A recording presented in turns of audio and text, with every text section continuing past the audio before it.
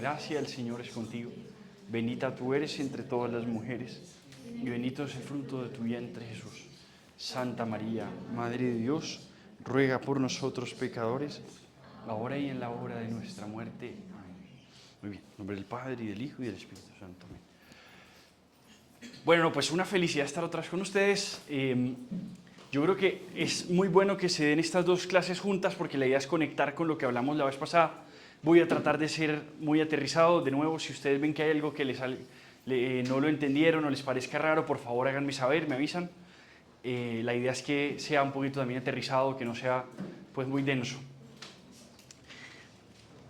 La vez pasada, el encuentro pasado que tuvimos, estábamos conversando sobre el tema de nuestra herencia, nuestras herencias de civilización. Saber de dónde venimos nos enseña quiénes somos, porque nos explica muchas cosas.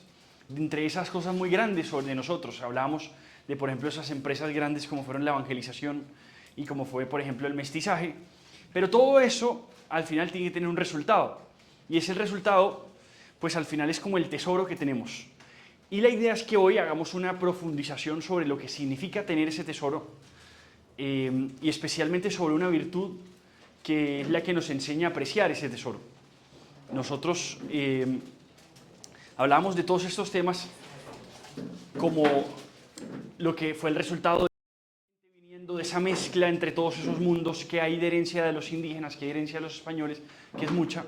Uno de los puntos muy grandes, quizá el tesoro posiblemente más grande de los más grandes, pues obviamente está, quizá lo más grande pueda ser nuestra fe, la tradición, la religión. Uno que no se habla mucho y que creo que también es muy importante es el de la lengua, el lenguaje. Nosotros, de alguna manera, hablamos un idioma, y un idioma que hablan 600 millones de personas también en el mundo. Y de alguna manera ese idioma ha servido para tener cierta hermandad entre pueblos distintos. Alguna vez un hombre, apellido Nebrija, que era como un estudiante, un profesor de gramática, una autoridad de gramática en la época de los reyes católicos, escribe un libro de gramática, gracias, y le dice a Isabel la Católica, que se lo dedica a la reina Isabel, le dice que la lengua es la amiga del imperio, que en la medida en la que hay un lenguaje, pues es más fácil unificar todo un imperio. Ustedes seguramente han escuchado hablar de la Torre de Babel. La Torre de Babel es esta gran institución que se hace, es una ciudad. Si ustedes leen, dice eso, ¿ves? Construyamos una ciudad para perpetuar nuestro nombre. Entonces, así como hablamos de civilizaciones, esto es como una pequeña ciudad que se funda, pero les pasa algo interesante a estas personas, y es que por esa idea de querer perpetuar su nombre, pues terminan como siendo castigados, y el castigo que tuvieron era que hablaban idiomas distintos. Eso es muy interesante, porque la lengua ha sido siempre un gran regalo, es una especie de gran resultado siempre en una cultura. Es uno de los elementos más unificadores de una cultura. Entonces, esto va a ser muy importante. La lengua es, o sea, al final las palabras, el idioma, nos permiten a nosotros describir las cosas y comunicarnos adecuadamente entre nosotros. Gracias a que yo y usted le llamamos a esto una silla, yo puedo hablarte de una silla y tú entender que me estoy refiriendo a eso. Pero para eso, primero, la palabra debe servir para describir y segundo, para comunicar. Son como las dos grandes funciones de un idioma, de una lengua, de las palabras. Y eso tiene una tradición muy larga y muy profunda. Especialmente, si ustedes analizan, eso lo decíamos de los griegos, cuando hablamos del tema de los griegos, para ellos había una palabra muy importante que se llamaba logos. Esa palabra logos es como el objeto de los filósofos. Los filósofos estudian eso, o dedican su vida a estudiar eso, al logos. Y nosotros decimos que logos, una de las definiciones de esa palabra es lengua, lenguaje, palabra. Tan es así que el Evangelio de Juan dice eso. En el principio estaba la palabra. Entonces la palabra es muy importante. Gracias a eso nos comunicamos, nos entendemos y transmitimos información entre nosotros. Pero es verdad también que hoy vivimos tiempos en los que existe una especie de gran ruptura con el tema del lenguaje. Y esto va a servir para explicar también que hay una ruptura a nivel general contra todo lo que ahorita decíamos que era una herencia. Antes de ayer decíamos que tenemos una gran riqueza de civilización que la describimos toda, todo lo que fue Roma, Atenas, Jerusalén, ya por supuesto la Hispania y todo lo que fue España para nosotros, etc. Pues toda esa riqueza nos la entregan de alguna manera en el lenguaje, en las palabras que utilizamos. Dentro de esas palabras hay historias, hay frases como adagios, hay como enseñanzas. Entonces, ustedes recordarán de sus abuelos muchas palabras, muchas frases que ellos decían y que recogen sabiduría. Entonces, los abuelos siempre nos enseñaban frases muy típicas de ellos. Y es la manera de ir transmitiendo la sabiduría por modos distintos. Era el contar las historias. Todas las civilizaciones siempre cuentan sus historias y es la manera de enseñar, porque un niño aprende más fácil con una historia. Todo eso empezó a sufrir una especie de ruptura. Especialmente, hoy hay una especie de ruptura con el tema del lenguaje y de las palabras. Ustedes seguramente han escuchado hablar de la deconstrucción. ¿Han escuchado esa expresión? Deconstruirse, lo deconstruido. ¿Qué es lo deconstruido al final? La deconstrucción es una especie, es un término que se inventó un filósofo no muy antiguo, más bien moderno, que se llamó Jacques Derrida. Este hombre se inventa esto. Este es un filósofo postestructuralista. Él se dedica a estudiar la gramática, las palabras, así como este señor Nebrija que les dije, que estudiaba la palabra y nuestras palabras son muy lindas porque nuestras palabras tienen herencia del latín, tienen herencia del griego y tienen herencia del hebreo. Hay palabras nuestras que cada palabra usted puede analizar su etimología y cuando usted analiza su etimología usted va a saber de dónde proviene. Hay toda una disciplina que estudia eso. La filología estudia eso. ¿De dónde vienen las palabras? Eso es súper lindo. Por ejemplo, este señor que escribió El Señor de los Anillos, el escritor, así como C.S. Lewis, el que escribió Narnia, ellos estudiaron filología. Hay gente que se dedica a estudiar de dónde vienen las palabras. Pues este señor, Derrida, hace algo similar, pero al revés. Él lo que quiere es deconstruir la herencia que hay en las palabras. Entonces, si yo, por ejemplo, hablo de la palabra, qué sé yo, filantropía. ¿Qué es la filantropía? La filantropía significa amor a la humanidad, ¿cierto? ¿De dónde nos viene esa palabra? Pues del griego. Filos significa amor, antropo significa persona. Y así, estoy dándoles cualquier ejemplo, todas las palabras tienen una etimología. Tenemos muchísimas palabras que vienen del latín, tenemos muchísimas palabras que vienen del hebreo. Las que más tienen fuerza son el latín y el griego. El hebreo es un poco menor, especialmente en el español. Pero también hay palabras hebreas que nosotros tenemos como herencia. Al final, ¿cómo? El ojalá yo creo que es arameo, es árabe. Pero hay palabras muchas del hebreo que hemos recibido por herencia. Y lo que este hombre hace, Derrida, es una cosa muy interesante. Él dice, vamos a hacer la deconstrucción es aplicada a las palabras. Él se lo inventó fue para el lenguaje. Él dijo, vamos a quitarle a las palabras como la herencia que tienen. Vamos a deconstruirlas. Ya luego la gente empezó a aplicarlas a otras cosas. Hoy en día se habla de deconstruirse con cualquier cosa. Hoy en día se dice que cuando alguien, por ejemplo, renuncia a su fe, que esto es qué sé yo, que así como apostató, se deconstruyó. Hoy en día se utiliza mucho esto, es deconstruido. Entonces, deconstruido significa una persona que hizo una especie de renuncia o de divorcio con toda la tradición. Y decíamos, antes de ayer, que si usted agarra una florecita recién cortada, ¿qué le pasa? Que es hermosa, es muy linda, novedosa, atrae, lo que sea, pero está destinada a morirse. Tú sabes que se va a secar, que se va a marchitar. De la misma manera nos pasa a nosotros cuando rompemos con esa herencia anterior, cuando nos deconstruimos, por así decirlo, de paso destruimos lo que somos. Porque es que nosotros solo nos explicamos a partir de, a ver, es que tú hablas este idioma, tú tienes unos gestos, tú tienes incluso unas expresiones faciales, una fisionomía que se explica a partir de dónde vienes.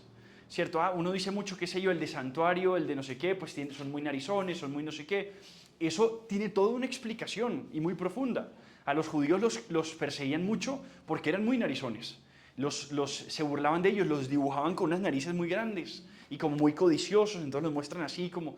Entonces eso es súper interesante, tu propia fisonomía te habla de eso. Si usted se lee, por ejemplo, un libro que se llama El Mercader de Venecia, el Mercader de Venecia es un hombre que, como su nombre lo dice, era mercader, o sea, era comerciante. Y este hombre era judío, y por judío de alguna manera fue perseguido, porque era usurero, una razón por la cual muchos judíos eran expulsados de muchos países, era por el tema de la usura. Y todo aquel que se dedicaba al comercio era una especie de usurero. ¿Por qué? Porque la tradición católica enseñaba que la verdadera forma de usted conseguir bienes debía ser natural. Y a eso se le llamaba economía. Economía en griego es la administración de la casa, o la regla de la casa. Pero había otra que era la crematística, y la crematística era la forma antinatural de conseguir bienes. mucha gente empezó a, digamos, a denunciar al comerciante por hacer eso, porque este no trabaja, no construye su propia silla para venderla, sino que le compra la silla a alguien y viene acá y la vende a un precio más caro. Eso se llama comercio. Y eso fue condenado, o sea, de alguna manera por mucho tiempo se decía eso es una práctica muy peligrosa. Es súper interesante porque hasta el sol de hoy uno se da cuenta que cuál es la, digamos, la práctica económica más común, de, por ejemplo, del antioqueño, el comercio. El antioqueño tiene una especie de ojo, es impresionante, es como casi que si uno heredara como toda esa estructura. El antioqueño es muy hábil para el comercio. Sabe comprar algo y venderlo a un precio mayor y sacarle negocio a lo que usted quiera. Es muy hábil comerciante. Y es impresionante porque usted se lee un libro como El Mercader de Venecia, que lo escribió Shakespeare hace muchísimos años, usted va a ver, es igualito. O sea, uno dice, esto no es que un antioqueño en esa época. Entonces uno ahí es interesante porque se puede descubrir con las bondades y defectos de eso, porque obviamente esa búsqueda excesiva de lucro sin un trabajo, sino simplemente yo gano acá y porque le aumento el precio, etcétera, pues tiene sus riesgos, tiene sus dificultades, lo que sea. Ya hoy la dureza con la que se atacaba la usura no es la misma. Por supuesto, hoy se entiende la usura de manera distinta, aunque sigue siendo una cuestión súper, digamos, delicada para la moral del catolicismo. Pero lo interesante al final es uno descubrir eso, o sea, ¿de dónde vengo? Lo que yo hablo, las prácticas comerciales, una cantidad de cosas hacen parte de lo mío con bondades y defectos, o sea, con todo, ¿cierto? Eso es parte. Pero nos enseñaron como a renunciar a todo eso. ¿Por qué? Porque si viste una especie de lunar, lo que a uno le dicen, si tú ves un tablero blanco y ves un lunar negro, te enfocas en el puntico negro, ¿cierto? Y eso pasa mucho y evidentemente uno tiene que hacer un ejercicio de podar, de limpiar eso negro que esté, transformarlo, pero también de alguna manera abrazar todo lo blanco que haya. Yo creo que eso es muy importante. Hoy en día hay muchas ideologías o, digamos, o políticas que nos buscan todo el tiempo deconstruir. Y la deconstrucción, en el fondo, está aplicada a las palabras, pero luego ya aplicada a todo lo demás, es como una especie de rebeldía contra todo aquello que recibimos. Y esto es muy importante. Usted aquello que recibe puede verlo como un castigo o puede verlo como un regalo. Pensemos, por ejemplo, en esto. Hay muchos elementos comunes, naturales, de sus vidas que ustedes no escogieron. Nadie aquí escogió el nombre que tiene, nadie aquí escogió el cuerpo que tiene, que es. Nadie aquí escogió la familia en la que nació. Nadie escogió el país donde nació, el departamento, la ciudad. Hay muchas cosas, hay muchos elementos que son naturales de nuestra vida que no escogimos. Y eso es muy interesante. Usted no escogió su nombre. A nadie le preguntaron cómo quería llamarse. A nadie le preguntaron si quería ser hombre o si quería nacer mujer, si quería nacer en Colombia o en Suecia. Nadie le preguntaron eso. Realmente es que nacimos acá. Y hoy en día hay una cultura que nos dice que deberíamos rebelarnos contra aquello que no escogimos. Que todo aquello que no escogimos debería a nosotros causarnos una especie de rebelión. O sea, debemos romper con eso y rehacernos, o sea, como diseñarnos desde cero. Entonces, es un poco esa idea de la tabula rasa. Y esa es una idea que evidentemente mira hacia atrás y todo lo que hablamos hace 2 días, toda esa historia y dice, yo no tengo ninguna razón para recibir eso. Eso más que un regalo realmente es un castigo y por tanto yo voy a rebelarme contra esto. Entonces es interesante porque miremos otra vez, eso tiene toda una riqueza. Todas esas civilizaciones nos trajeron a nosotros una forma, una conducta. La gente quiera o no, digamos, crea en algo o no crea, en la calle se rige por una sociedad que al final es occidental, que está muy marcada por los mandamientos, que está muy marcada por estas conductas propias de lo occidental, de lo cristiano, de lo católico y demás. Entonces, esto es interesante porque uno aquí se empieza a dar cuenta que usted quiera o no, usted vive en esto. Pero hay un intento muy grande de construir todo. Ustedes seguramente han escuchado la palabra xenofobia. ¿Han escuchado esa expresión? Xenofobia, ¿qué significa? Significa la fobia o el rechazo al extranjero, ¿cierto? ¿Cierto? Al que no está. Viene xenos es en griego eso, el extranjero, el extraño, y la fobia pues es, por así decirlo, una especie de miedo. Es interesante porque hay un fenómeno hoy nuevo que yo creo que hay que abordar mucho y es como el fenómeno opuesto a este de la xenofobia. Se le llama la oikofobia. ¿Qué es la oikofobia? En griego, oikos significa casa, hogar, y este es el punto en el que me quiero centrar. Oikos significa hogar, de ahí viene la palabra ecología, economía, etc. Economía significa administración del hogar, ecología es ecologos, entonces es como también una especie de cuidado de la casa común, del hogar, etc. Y entonces esto es muy interesante, esa palabra oikos en griego significa eso, casa, hogar. ¿Por qué es importante esto? Porque hoy en día hay un fenómeno muy interesante donde la gente quiere, o la gente más bien siente vergüenza y siente una especie de rechazo a todo aquello propio. Hoy en día se espera que, y esto es medio parafraseado de una frase de Chesterton que dice, hoy en día se espera que nosotros elogiemos todas las culturas excepto la propia. Que elogiemos todas las formas de vida excepto las propias. Entonces somos fascinados por una cultura súper rara por allá en África y wow, qué impresionante y qué lindo y qué tesoro. Y es una cosa ahí súper primaria. Y a veces cuando uno va a ver la propia, uno es con vergüenza. Y viceversa, esto es especialmente fuerte en Europa. El europeo hoy es como natural que sienta vergüenza de lo que es. Es muy común que el europeo sienta vergüenza. ¿Por qué? A ver, depende, es que el inglés tiene un par de razones para sentir vergüenza.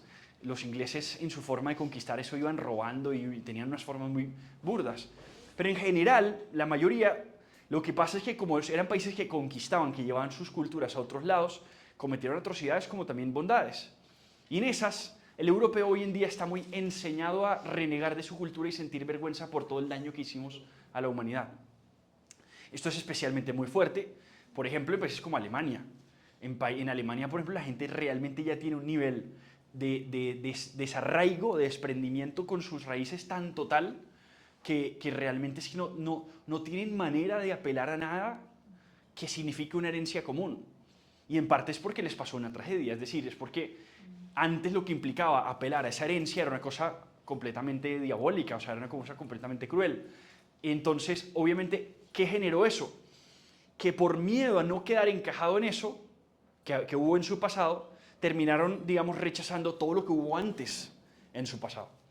Y eso ha sido re peligroso. Y eso ha pasado en muchos países. Al final, lo que uno tiene que hacer es empezar a rescatar lo bueno que había en esa tradición. Los ingleses tienen mucho de que honrarse y alegrarse. Qué sé yo, Eduardo el Confesor, Alberto el Grande, o sea, grandes reyes que hicieron grandes cosas por la humanidad. Por supuesto los españoles y así cada uno. Y entonces, pero sienten una vergüenza porque dicen, no, es que a nosotros nos enseñaron que esto era... Y esto es muy importante, uno tiene que saber distinguir raza de cultura. Raza y cultura son dos cosas distintas. Pensemos, por ejemplo, acá sucedió el mestizaje. Aquí nunca se afirmó que una raza fuera superior a otra. O por lo menos no era nunca ese mensaje. Tan es así que el mensaje siempre fue, cásense españoles con indias y españolas con indios. O sea, era el mestizaje 100%. Lo que sí se ha afirmado es que había una cultura superior. Y esto es muy interesante. Porque no es lo mismo decir que una raza sea superior a que una cultura sea superior. Cualquiera que estudie civilizaciones termina concluyendo que hay civilizaciones superiores y otras inferiores. Cualquiera que estudie. O sea, hay grandes autores, Arnold Toynbee, Oswald Spengler, Max Weber, que estudiaron civilizaciones y que tienen tratados ladrillos inmensos estudiando civilizaciones. Y al final tenían que concluir, bueno, estas son mucho más consolidadas, más sólidas, con mejor desarrollo, estas no. Y eso toca hacerlo. Al final es propio de una persona con juicio juzgar. A uno le dicen no juzgue, no, hay cosas que uno sí debe juzgar. Tú lo que no deberías juzgar es la persona, porque nadie te da esa autoridad. Pero juzgar cosas, por supuesto. Es que eso es que no te falte juicio. Una persona con juicio sabe juzgar las cosas. Y entonces yo sé que esto es mejor que esto, pues porque es mucho más hábil, por lo que sea. Entonces todo eso es muy importante, uno tiene que distinguir cultura de raza. No hay razas superiores, eso está súper desmontado. Sí hay culturas superiores, eso sí está muy claro. De hecho, entre culturas muy buenas habrán otras mejores. Y eso es una realidad. ¿Y a qué voy con todo esto? Que dado que nos empezaron a enseñar a sentir vergüenza de esto, y hay una cantidad de ideologías que empezaron como a conformar todo este mundo, pensemos, por ejemplo, seguramente ustedes han escuchado las teorías de género.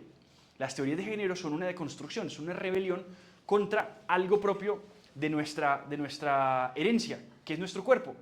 Ahorita decíamos, nadie aquí escogió el cuerpo que tiene. ¿El cuerpo qué es? Usted no lo escogió, usted nunca le dieron la oportunidad de decir si quería ser hombre o mujer. Hoy estas teorías de género nos dicen, no, usted puede construirse de nuevo. Simplemente rompa con esa herencia que al final el género es un invento cultural, seguro hemos escuchado eso, y por tanto es una cantidad de estereotipos y roles que nos asignaron y nos impusieron. Rompa con todo eso, reniegue de todo eso y hágase usted desde cero. O sea, es como el deseo de uno crearse de nuevo. Lo mismo con la familia. O sea, si ustedes analizan en la historia, hay cantidades de ideólogos que intentaron siempre desarticular la familia. Si ustedes se leen el manifiesto comunista, un Karl Marx, por ejemplo, reconoce sin problema y sin ningún tipo de vergüenza que había que abolir la familia.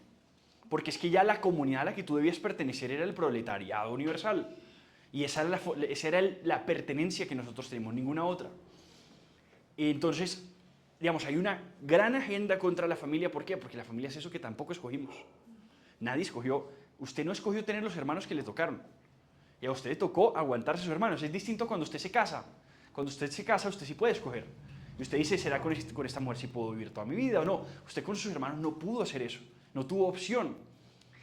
Y el arte está en descubrir en eso que parece una imposición dogmática, violenta, dominadora, al revés, un regalo. Es decir, el hecho de que tú tengas un cuerpo que no escogiste puede ser un regalo en tu vida. El hecho de que tú tengas una familia que no escogiste puede ser un regalo en tu vida. El hecho de que tú hayas nacido en este país es un gran regalo para tu vida. Que me hubiera gustado nacer en Suecia porque, qué sé yo, pues, quién sabe. O sea, yo por lo menos no hubiera deseado haber nacido en ningún otro país que este. Y es empezar a abrazar eso como el regalo que es. Y haber nacido en la ciudad que naciste, porque eso es parte de tu historia. Es decir, yo, por ejemplo, nací en Barranquilla, en la costa, y tengo papás que son del oriente más oriente antioqueño que usted se imagine. Y esa combinación a mí me hizo quien soy. Es muy chistoso. A mí los que me hablan me dicen, usted tiene un acento muy extraño. Pues ese acento es parte de lo que soy, porque a veces se me sale el costeño, a veces se me sale el paisa. Pero es parte de alguna manera mi propia historia. Cada uno de nosotros tiene su historia que no escogió. Es decir, mi hermano mayor nació en Medellín.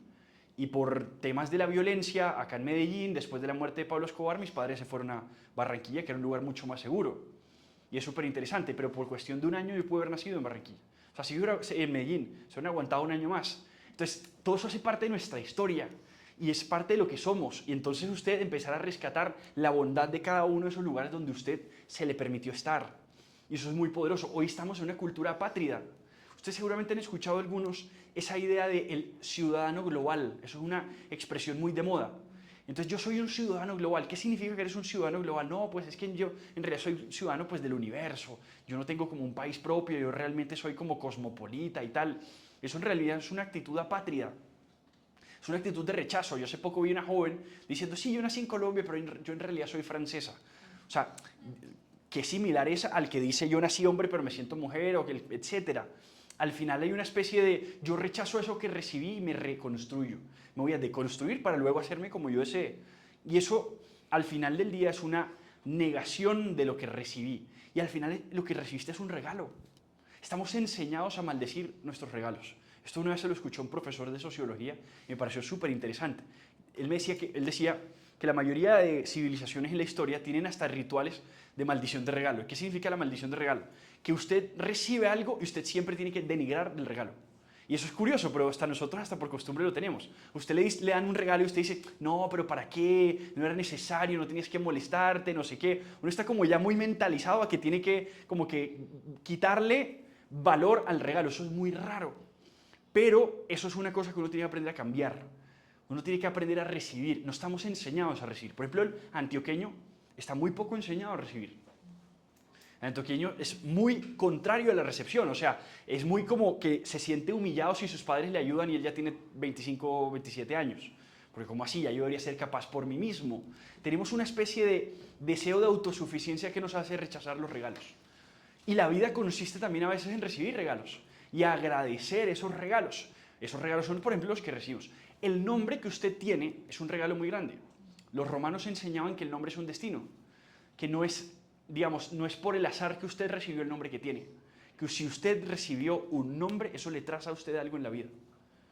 Eso es súper interesante. Y uno debería hasta hacer el ejercicio. Yo, ¿por qué me llamo así? ¿Y qué puede eso decir de mí?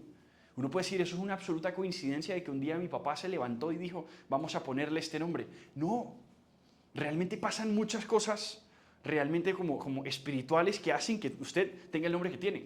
Y es bueno analizarlo. Y no solamente es pues que felices los que tienen nombres bíblicos o lo que sea y muy bonitos, habrán otros que tienen nombres muy raros, ¿cierto? Hoy en día, pero a veces eso habla de dónde vienen. Entonces, por ejemplo, qué sé yo, en la costa es muy común que hay mujeres que se llaman Usnavi, y eso significa US Navy por los aviones, por los barcos estos de los Estados Unidos y no sé qué. Bueno, eso puede ser una cosa muy fea, lo que sea, pero eso te habla del lugar de donde tú vienes y de la historia y de las personas con las que tú conviviste. A uno le parece chiste, lo que sea, pero al final eso es uno decir, yo vengo de acá, este es el barrio en el que nací, esta es mi propia historia. Y a todos nos conmueve cuando mañana o pasado mañana un futbolista, por ejemplo, es súper mega exitoso en Europa, como futbolista, lo que sea, y un día se sienta a contarte la historia de dónde viene, dónde nació, cuáles son sus raíces, cómo jugaba fútbol, qué sé yo, descalzo en la calle y no sé qué. Esas historias nos parecen lindas, porque eso nos dice, ese futbolista no se ha olvidado de su patria. Ese hombre no se olvidó de dónde viene. Eso es muy importante. Al final nos duele cuando alguien se olvida. Y decimos mucho eso. Se hizo rico y se olvidó de los pobres. Se hizo exitoso y se olvidó del lugar donde estaba. Eso al final, una persona que reconoce, recuerda, vuelve al lugar de donde nació, de donde es, nos dice, esto es una persona que sabe agradecer el regalo. Agradece el regalo de haber nacido donde está. Por ejemplo, a García Moreno, a García Márquez, le critican mucho que nunca volvió a Aracataca, al pueblito donde él nació. Eso es triste, o sea, uno dice, no puede ser que tú hasta fantasías con tus novelas hablando de tu pueblo, lo que sea, y al final nunca vas. Y pues se la pasaba en México y no sé qué. Esas cosas se le reclaman y uno dice, no puede ser que usted se olvide de dónde viene, sus raíces. Entonces al final el patriotismo, y ahora sí voy a ir entrándome a lo del patriotismo, todo esto en introducción, el patriotismo es esa actitud como la del futbolista que hoy está triunfando en Europa, pero se acuerda que viene de Necoclí, por poner un ejemplo, Juan Guillermo Cuadrado es de Necoclí. Y esas personas que te cuentan esa historia llenas de emoción, Luis Díaz, por ejemplo, que es de Barrancas, de La Guajira, entonces que te cuentan esas historias, pues eso te parece lindo, porque te dice, hay una dosis de humildad en eso. Es un hombre que se acuerda de dónde vino. Eso es fundamental, usted tiene que saber de dónde viene para saber quién es. O sea, eso te dice quién eres, dónde naciste, en las circunstancias que naciste, eso te hizo la persona que eres, y eso es muy hermoso, es muy poderoso. ¿Qué es el patriotismo? El patriotismo nace especialmente de los romanos. Esto es súper importante. Entonces los romanos se inventaron esto, aunque no solamente los romanos, ya lo vamos a ir conjugando con muchos más, pero especialmente los romanos se inventan esto que se llaman los deberes de piedad. Y los deberes de piedad básicamente son que nuestros ancestros, nuestros antepasados, nosotros les debemos reverencia. Que nosotros somos el resultado de un edificio. Esa idea muy famosa, Roma no se construyó en un día. Y como no se construyó en un día, no estaríamos acá, no pisaríamos lo que pisamos, si no fuera porque mucha gente sobre sus espaldas se echó esto adelante y lo logró. Y entonces los deberes de piedad son una reverencia que yo le debo a todos los antepasados que me lograron a mí estos bienes de los que hoy yo de alguna manera me beneficio, de los que yo saco provecho. Se llaman los deberes de piedad. Y eso es muy interesante porque no solo los romanos inventaron esto. Existe también en los hebreos una idea muy bonita, que está en el libro del Éxodo, que dice, honra a tu padre y a tu madre y te irá bien. Dice, y te irá bien. Es como una señal de que aquel que se acuerda de dónde viene, que se acuerda de sus ancestros, que los obedece, los cuida, los protege, les hace caso, etc., es una persona que tiene un éxito asegurado en la vida. ¿Por qué? Pues aquí ya ahora es más claro con todo lo que hemos dicho, porque es una persona que sabe muy bien quién es. A nosotros nos han enseñado a renegar de eso. ¿Por qué? Pues porque la figura del papá es siempre esa figura, el que es sermoneador, el que siempre me está diciendo qué debo hacer y qué no debo hacer, el que me impone una forma de vida. Pero realmente al final, si uno empieza a analizar, y es lo que siempre le pasa a toda persona cuando es mayor, es que dice, ojalá yo le hubiera hecho caso a mis padres antes, ojalá yo hubiera escuchado esto antes. Incluso está esa frase famosa de los padres también, que dicen, cuando sea grande me agradecerá. Seguro hemos escuchado. Usted cuando sea más grande me va a agradecer que yo le diga esto, que yo le enseñe esto, que yo no lo haya dejado eso. Yo que tengo mis 31 años, agradezco muchísimas cosas en las que mis padres me limitaron, ¿cierto? A muchas fiestas que usted no lo dejaron ir, etcétera. Eso te ayudó muchísimo. Te hizo el niño raro frente al resto de amigos, pero te protegió porque hoy muchos de esos amigos, quién sabe dónde están y mira dónde estás tú. Eso es súper interesante. Al final es honra a tu padre y a tu madre. Y de ahí viene el patriotismo. El patriotismo incluso es súper interesante porque un hombre llamado Santo Tomás de Aquino dice que el patriotismo es una virtud hija de la virtud de la piedad. Entonces es interesante porque esto lo conectó entre los hebreos y los romanos, de la virtud de la piedad. ¿Y la piedad qué es? Es la reverencia. La reverencia ante algo que uno dice que es sagrado.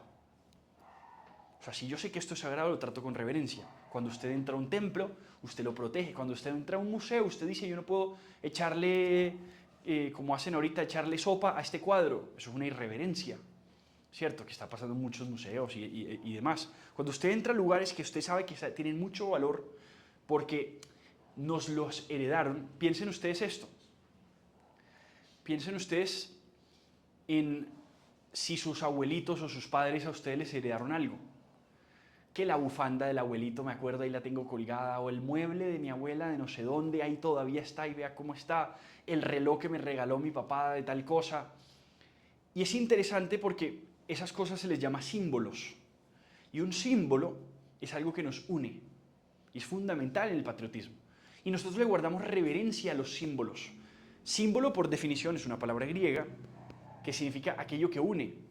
La palabra contraria al símbolo es diábolo, que es aquello que divide.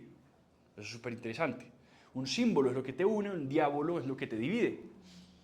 Pensemos, por ejemplo, en nuestros símbolos patrios. Nuestros símbolos patrios, ¿qué son al final? Son una herencia. Son eso que nos dejaron nuestros antepasados. Si usted hace un ejercicio, usted debe preguntarse qué significa ese escudo de la ciudad de Medellín, que tiene una torre, que tiene una imagen de la Virgen. ¿Eso qué me dice?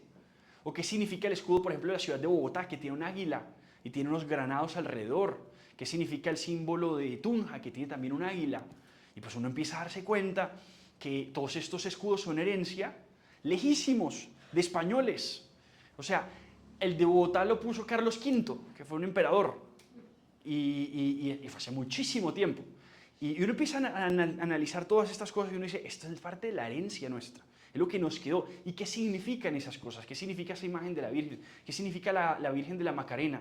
¿Qué significan las imágenes de la Virgen que están en las estaciones de metro?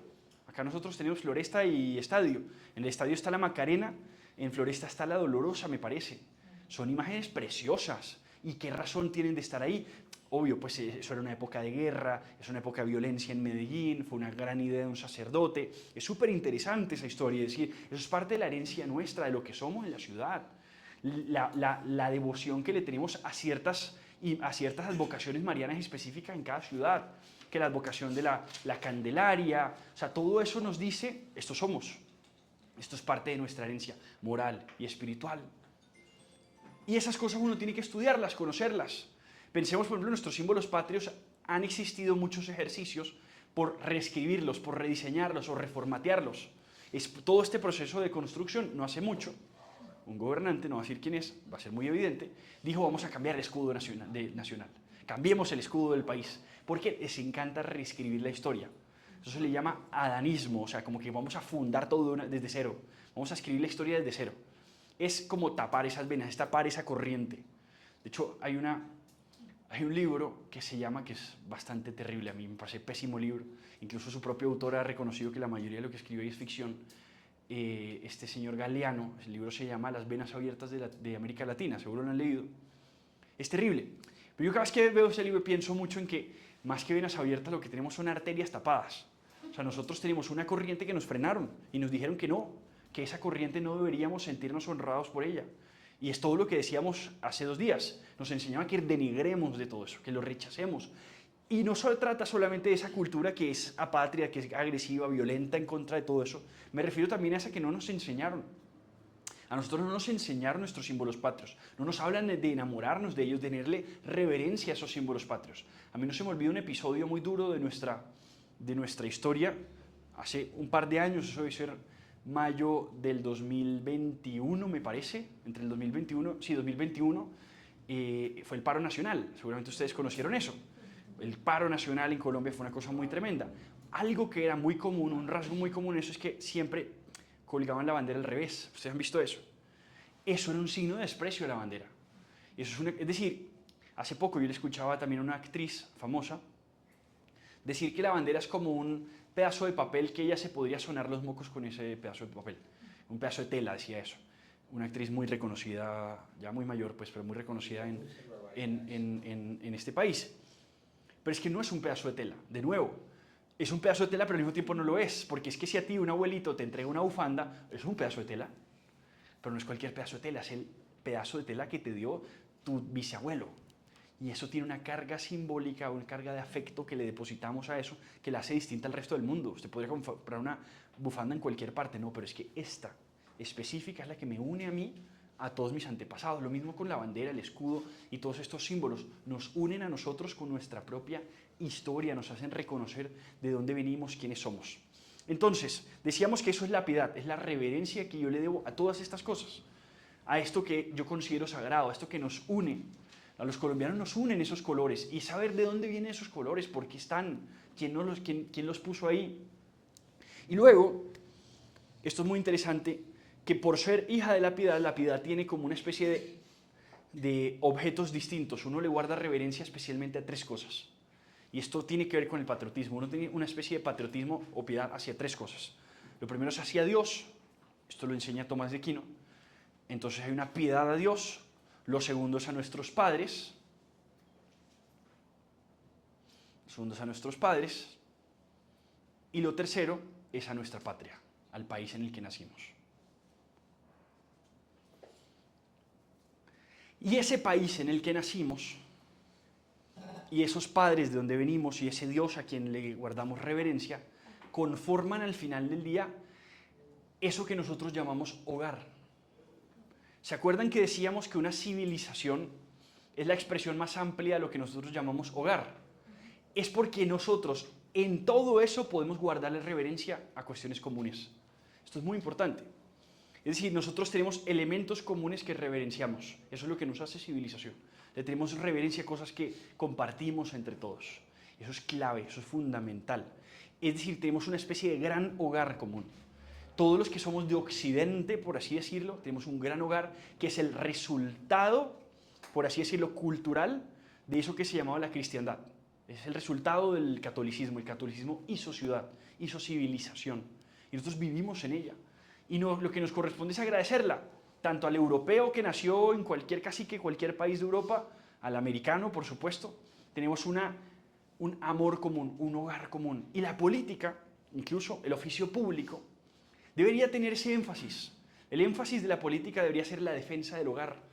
Debería existir una especie de política del hogar que privilegie primero lo que está en la casa. A nosotros nos han dicho, solamente escuchamos mucho esto, esta persona es luz en la calle pero oscuridad en la casa. Nuestra política debería partir siempre del hogar, sin aislarse de todos los demás. En esto es muy importante distinguir patriotismo de nacionalismo. Son dos cosas distintas. Usted seguramente ha escuchado esa palabra nacionalismo. De hecho, es una palabra que se ha añadido mucho, especialmente pues, por el siglo pasado. En el siglo pasado tuvo unos usos muy violentos, ¿cierto? Entonces, por ejemplo, qué sé yo, el Tercer Reich se llamaba a sí mismo el Partido Nacional Socialista. Y así hubo muchos otros que tenían como ese carácter nacionalista. A mí siempre me ha llamado la atención que se haya generado tanto rechazo a la palabra nacionalismo y no tanto a la palabra socialismo en eso. Y realmente entre muertos que dejaron los nacionalistas y los socialistas se pelean, o sea, se disputan. Es decir, China, que fue socialista y no tanto nacionalista, tuvo muchos muertos. El socialismo por naturaleza, pero especialmente el marxismo, es antinacionalista, porque ellos hablan es del proletariado universal, es la universalidad, es antipatria.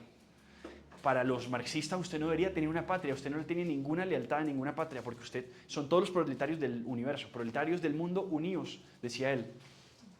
No tienen otra cosa más que perder sino sus cadenas, él decía. O sea, ustedes todos son hermanos o camaradas, pues, porque son proletarios, esa es su patria. Nosotros no, nosotros decimos yo vengo de un lugar y le debo guardar amor y reverencia a ese lugar. Pero así como lo tengo en versión pequeñita, que es mi barrio, son mis raíces, también en versión inmensa, que es Occidente. Occidente es la expresión más amplia de nuestro hogar, es nuestra casa, es de donde venimos, es lo que nos hizo. Y uno debería estudiarla constantemente, sus instituciones, su propia historia, enamorarse de ella, tener relación con ella. Entonces todo esto pues, es muy importante. Y la política también. Hoy en día existen como muchas tendencias ideológicas. Bueno, les defino ahí patriotismo y nacionalismo. ¿Cuál es la diferencia entre patriotismo y nacionalismo? En resumen, que el patriotismo busca afirmar los derechos de mi patria, reverenciar a mi patria, pero reconociendo que los otros también tienen derecho a reverenciar a sus patrias y a sus países. Esto lo explica muy bien Juan Pablo II en un libro que se llama Memoria e Identidad, se los recomiendo mucho, y habla mucho del patriotismo. El nacionalismo quiere una supremacía de su patria por sobre las otras. Ahí está la gran diferencia, esto lo dice él. Es decir, yo quiero que a mi país se le reconozcan estas cosas, yo quiero a mi país protegerlo de esta manera, pero me gustaría que cada uno en su propio país tenga lo mismo. Es decir, que les vaya por igual. El nacionalismo dice, no, yo soy superior, y es una especie de superioridad egoísta. Mientras que el patriotismo incluso hay superioridades en el patriotismo, pero si las hay, son en función de servirle a los otros. Entonces, por ejemplo, España hubo un tiempo en que era superior al resto de pueblos, pero se entendió como, digamos, encargado de proteger y cuidar y de administrar a esos pueblos y de ayudarles. Eso es muy importante. Es la diferencia entre la supremacía y la predilección. Son dos palabras ahí distintas. Por ejemplo, en los Estados Unidos hay mucho esa idea de la supremacía, o sea, nosotros estamos por encima de todo el mundo, nosotros somos America First, o sea, nosotros por encima de todos, los demás muéranse, todo aquello que me privilegie y me beneficie, y etc. Eso se puede volver desordenado, entonces tiene una cantidad de ideas en la idea del destino manifiesto y una cantidad de ideas como muy peligrosas, pues muy propias de ese país. Sin embargo, la idea de tú privilegiar a tu país cuando vas a hacer algo, pues es fundamental. Incluso había un escritor que decía que un migrante en el fondo, no siempre, porque es verdad que hay circunstancias, pero un migrante es una forma de traidor, en el sentido de que usted nunca deja su hogar. O sea, usted no hay razón para que usted no pelee por su hogar así esté en la peor condición. Esto hay que matizarlo, obviamente hay momentos en los que usted realmente no puede vivir en un lugar y le toca irse. Mire usted nomás el drama de los venezolanos, mire usted el drama de mucha gente que le toca realmente mirar por condiciones imposibles. Pero la invitación normal que te hace el patriotismo es, entiende que esa es tu casa. Tú vives ahí, esta es tu vida, y uno nunca desierta, o sea, uno nunca deja su hogar morir. Así como usted es un padre de familia, usted tiene unos hijos, usted puede tener una circunstancia muy dura, usted no se va de su casa. ¿Qué hace usted? Usted da su vida por su hogar. Saca adelante, lo entiende como su responsabilidad. Lo mismo con la familia. Los deberes de piedad nos dicen a nosotros que mis papás estén vivos, mis abuelos estén vivos. Tengo el deber de cuidarlos. Son unos deberes que no escogimos. Al final, la vida está hecha de amores no escogidos. Todos esos amores que nos son los amores que nos hacen lo que somos, que le dan sentido a nuestra vida. Entonces, todo eso ahí pues, es muy importante. Esa es la diferencia entre patriotismo y nacionalismo. Hay otra corriente ahorita, digamos, que es muy nueva, aunque tiene su historia atrás. Es esta idea del globalismo. Seguramente ustedes han escuchado esto. ¿Qué es el globalismo? El globalismo, en el fondo, es en realidad como una especie de estructura internacional que busca como neutralizar las identidades de los países, o sea, las identidades patrias. Entonces pensemos, si mañana o pasado mañana sale la Organización Mundial de la Salud y llega y dice que, estoy diciendo cualquier cosa, que la noche de velitas es un atentado contra la humanidad, estoy diciendo cualquier invento, y se debería quitar, se debería erradicar la noche de las velitas en Colombia. Eso es un intento de ir eliminando, por así decirlo, las raíces culturales de un país. Eso sería una forma de globalismo. Ahora, esto lo estoy poniendo un ejemplo que me acabo de inventar, pero esto pasa todos los días. Esto es exactamente lo que pasa. Por mucho tiempo, por ejemplo, hay un libro que habla mucho de esto en África. En África, muchas instituciones, la ONU, la OMS y un montón, han hecho un ejercicio de lo que ellos llaman colonización ideológica. Los africanos le llaman así. Hay una escritora africana que tiene un libro que se llama Target Africa, y ella explica, se llama Target Africa, T-A-R-G-E-T, África, muy bueno. Y ella básicamente dice que África ha sufrido por mucho tiempo un ejercicio de colonización ideológica. La gente llega allá diciendo África es el lugar de la caridad, donde hay que ayudar y pobrecitos ustedes. Pero en ese ejercicio de pobrecitos ustedes y les vamos a ayudar, les imponemos nuestra visión del mundo. Es decir, usted no necesita medicina, usted lo que necesita es un montón de anticonceptivos para que dejen tener hijos, por ejemplo. Eso es una cosa que pasa en África y mucho. Y al final, esta mujer, lo que decía es, para nosotros en África, pues tener hijos es una señal de abundancia, de bendición, de alegría, o sea, es una muy buena noticia. Entonces ustedes lo que están haciendo es neutralizar nuestra cultura. Les pongo el ejemplo de África, pero esto perfectamente pasa en Colombia y pasa en muchos países, donde realmente instituciones internacionales llegan para querer como neutralizar y transformar las culturas que tienen esos países. En Colombia pasa mucho, constantemente. Y por eso es muy importante uno definir la cultura propia, enamorarse de esa cultura propia, para al final tener una resistencia a toda esa injerencia exterior. Porque al final el problema no es tanto la invasión externa, lo que daña una cultura, sino la debilidad interna. Cuando usted tiene una cultura muy sólida, ¿y la cultura qué es? La cultura es aquello que florece del culto. Eso es una cultura. En torno a un culto común se produce una cultura. Y de la cultura nace, qué sé yo, la ética, la política, la sociedad, la economía, todas estas empiezan a ser de cómo se convive la gente. Y la cultura nace del culto. Dependiendo, esto es una enseñanza de miles de años que la hacía mucho San Agustín, las sociedades reflejan aquello que adoran. Si rinden culto a algo, a eso que le rinden culto terminan pareciéndose. Miren que los romanos tenían dioses muy parecidos a ellos. Los griegos tenían dioses, digamos, qué sé yo, los dioses que se adoraban la fertilidad es porque querían tener muchos hijos. Aquello que adoran de alguna manera se vuelve como reflejo de su sociedad. Y esto es una gran enseñanza. Casi que ese es el resumen de todo ese libro gigante de la ciudad de Dios. En resumen, lo que quiere decirte es eso. Las culturas, las sociedades, reflejan aquello que adoran. Una cultura es el resultado de que el culto que tienen. Si usted tiene un culto a algo en específico, si usted tiene reverencia a algo en específico, eso a lo que usted le guarda reverencia al final lo define a usted. Y eso es para hacernos nosotros una muy gran pregunta, una muy grande pregunta. Pensemos a qué le rinden reverencia las personas de nuestra sociedad. ¿Cuáles son los símbolos de hoy? Porque es que esto es muy importante. ¿A qué le rinden culto? Porque eso van a reflejar. Pensemos, por ejemplo, Medellín es una ciudad que se reconoce como la capital del reggaetón. Medellín es la capital de una cantidad de cosas que al final uno dice, bueno, por esto nos reconocen internacionalmente, esto es lo que se dice de nosotros. Si usted busca, qué sé yo, en Spotify, los artistas de Medellín que mayor reconocimiento tienen, van a ver que hay casi que un solo género, o sea, de música. Y al final uno ve toda una cultura en torno a eso. Entonces uno ve que ese culto genera una cultura. Medellín tiene una cultura bastante difícil, tiene una cultura muy explotada. Y aquí de nuevo esto es muy importante, usted tiene que honrar padre y madre y también dejar padre y madre. Es decir, usted tiene que estar puliendo todo el tiempo la cultura que habita. Eso es patriotismo. El amor patrio tiene una condición importante, esto lo enseña Chesterton. Él dice que el amor patrio no ama a su país ni a su tierra porque sea perfecta, sino que la ama para hacerla perfecta. O sea, uno ama a su país pues porque naciste en él. O sea, usted es el amor no escogido.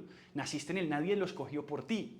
Y como nadie lo escogió por ti, tú lo que tienes es el deber de hacerlo mejor, de podar ese árbol para que dé frutos, no de mocharlo, no de renegar de él. Nadie te lo escogió, es tu regalo, pero ese regalo tienes que dejarlo mejor de como lo recibiste. Y esa es la tarea fundamental del patriota. El patriota no es una persona ciega ante su herencia, no es una persona que dice, yo soy muy patriota de mi ciudad de Medellín porque todo lo de Medellín es perfecto. No, por supuesto que Medellín tiene una cantidad de problemas. Y uno tiene que mirar a los ojos, un verdadero patriota mira a los ojos sus problemas y los problemas de su cultura. Medellín es una ciudad explotada, por todos lados es una ciudad explotada. En Medellín hay explotación sexual, mucha. Tanto infantil como de prostitución, que es explotación sexual consentida, pero explotación. Medellín es una ciudad con un ritmo de vida, un nivel de explotación laboral agresivo, pero además es explotación laboral voluntaria, que es lo que es más terrible. La cultura paisa tiene unas inmensas bondades, por supuesto, pero dentro de sus defectos está, por ejemplo, la cultura de yo soy muy berraco. Seguramente hemos escuchado esto, yo soy muy berraquito. Y esa idea de yo ser muy berraquito y muy berraco significa que yo romantizo que me estoy explotando. Y, por ejemplo, nuestra tierra es una tierra que tiene unos problemas de salud mental inmensos. Y tiene unos problemas de salud mental en el fondo porque nos enseñaron que usted tiene que ser muy berraquito. Y en ese muy berraco y muy berraquito es yo alardeo de que me acosté ayer a las 3 de la mañana camellando y me levanté a las 4 de la mañana a camellar. Perdón, sí, pues me acosté a las... O sea, duré una horita durmiendo y soy un berraco por eso. Y empezamos a romantizar que nos autoexplotamos. Eso es muy propio de nuestra cultura y hace mucho daño. Y a veces uno hasta en el interactuar con otras uno puede decir, venga, hay cosas aquí tenemos que aprender. El país necesita aprender el ocio. Eso es una cosa que hace mucha falta en nuestra cultura. ¿Por qué? Porque nos enseñaron a que usted domingo todavía está trabajando y camellando. ¿Y cómo están tus hijos y tu esposa y tu familia y cuándo le dedicas tiempo a ellos? Entonces esa cultura autoexplotante tiene su riesgo y su peligro. Por supuesto, todas en estas cosas hay extremos. Hay gente que lo hace bien, hay gente que lo hace mal.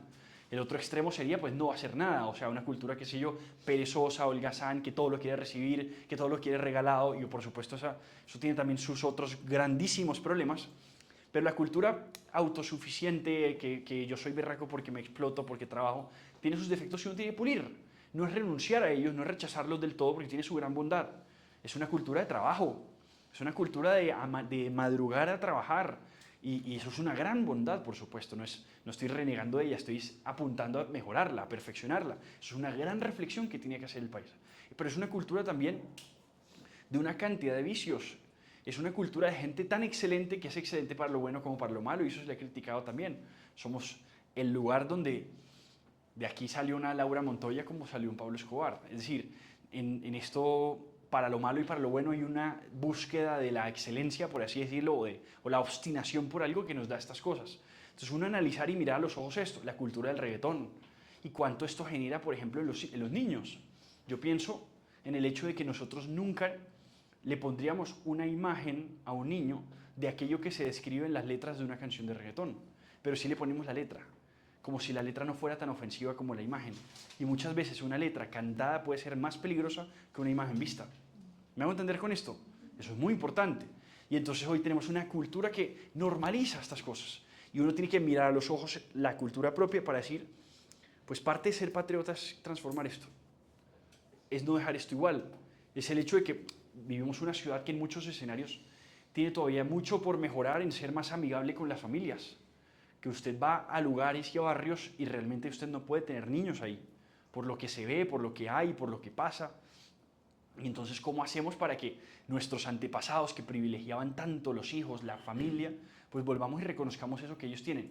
Y aquí viene un punto importante. El patriota no es nostálgico. ¿En qué sentido? El patriota no dice todo tiempo pasado fue mejor. No, porque realmente estamos en el tiempo que estamos y lo que hay que hacer es volver a un modelo, no a un tiempo. Uno no vuelve atrás. Si uno ahorita tiene una gripa, si yo estoy enfermo, yo no miro hacia atrás al pasado por volver al pasado, sino por volver a mi momento de salud. Yo quiero salir de la enfermedad, no volver al pasado. Asimismo, si uno, con el avance de los tiempos, se han perdido valores, se han perdido principios, tradiciones y demás, el camino no es decir, pues volvamos al pasado, no, es transformemos. Es decir, empecemos a pulir y a podar esta cultura que nosotros tenemos. Y una gran pregunta, por puro patriotismo que uno debe hacerse, es cómo yo dejo el lugar donde nací mejor. Porque al final es como el volver a tu patria chica. Nosotros tenemos patrias grandes y patrias chicas. La patria grande es esa gigante llamada Occidente. Pero la patria chica es ese barrio donde naciste. Y se habla muy bien de las personas que nunca se olvidaron del barrio donde nació. Esa historia de esa persona que siempre mandaba un regalito a no sé quién, que siempre iba y visitaba a la señora, y esa señora todavía se acuerda de él porque él nunca dejó de irla a visitar en el lugar donde él creció. Y esas cosas son fundamentales. Y en eso consiste ser patriota. Al final también consiste eso en el colombiano, en una persona que tiene amor por su país, un amor patrio. Lo que busca al final es enamorarse de su país al punto de que no lo deja, al punto de que da su vida por su país. Las dos cosas que más nos deberían mover el alma, decía un pensador, son la cruz y la bandera. Son las dos cosas las que depositamos nuestros afectos. Eso, en resumen, es el patriotismo. Es una forma de piedad que la debemos tener con Dios, con nuestros padres, y la debemos tener con este país, con el lugar en el que nacimos. Agradecerlo como el regalo que es. Ahí cierro porque ya estamos de tiempo. Si tienen preguntas, dudas, aportes, sugerencias, quejas, por favor y adelante. Que la idea es... Yo siempre tengo Sí. esa pregunta. Yo viví en Estados Unidos 7 años y siempre sentí ese dolor de patria, de dejar a mi padre en Colombia, pero siempre pedí al Señor que me devolviera acá. Tú dices que la patria más grande es todo Occidente. Espiritualmente, cuando nos vamos, porque pues rechazamos este país porque aquí no hay oportunidades, porque no tenemos esa inspiración del Espíritu Santo para no poderse desenvolver acá. Eso trae repercusiones espirituales, pero que nos estamos moviendo dentro de esa misma patria grande que es Occidente. Claro, yo creo que es como renegar de nuestros padres. Si yo tengo un papá y una mamá que son malos ejemplos, yo no los dejo de amar. Quizá me deba alejar por alguna razón que haga que yo no pueda estar con ellos o no convivir con ellos o lo que sea, ya pronto siento adulto, lo que sea. Pero al final yo siempre debo velar por su bien. Y su bien es, por ejemplo, que cambien de vida, si tienen una vida que no es ejemplar, ayudarles en algo que les haga falta. Eso es una forma de patriotismo. Es un deber de piedad cumplido. Y eso es clave, o sea, así como con nuestros padres, con nuestra patria. Es decir, puede que no implique necesariamente el estar en el país, aunque ideal, pero sí el siempre buscar el bien de tu país. Y uno a veces reniega del país, uno pudiera, pero debe renegar de su patria como renegaría de pronto si uno le ve un defecto a su madre. Entonces, si uno ve un defecto a su madre, uno no está simplemente atacándole, juzgándole y señalándole. Uno dice, ¿qué puedo hacer yo para que mi madre cambie en este defecto que tiene? De la misma manera debo aplicarlo yo con mi patria.